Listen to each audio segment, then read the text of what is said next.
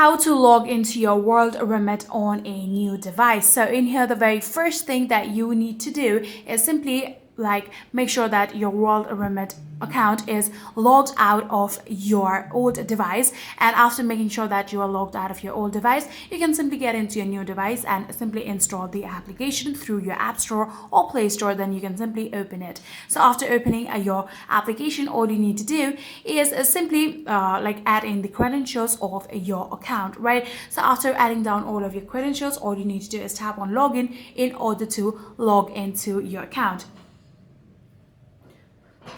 So just like this, first of all, we need to tap on login, and in case if you have signed up your account through your Google ID, you can tap on continue with Google too. So after tapping on login here, all you need to do is add in your email address and then the password of your account right here.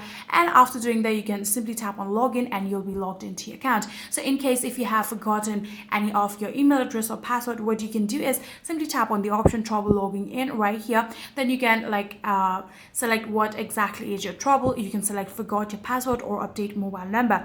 I'm going to go with forgot with password. You can simply add in your email address right here, then tap on send a reset link. Then you'll be getting a link on your email ID. So all you need to do is open your email inbox and tap on that link in order to reset your password. Then you'll be able to do it, and like that you can now come into your login page just like this and add in the password of your account, then tap on login in order to log into your account. And that is it. If you guys do have any further queries, please let me know in the comment section down below.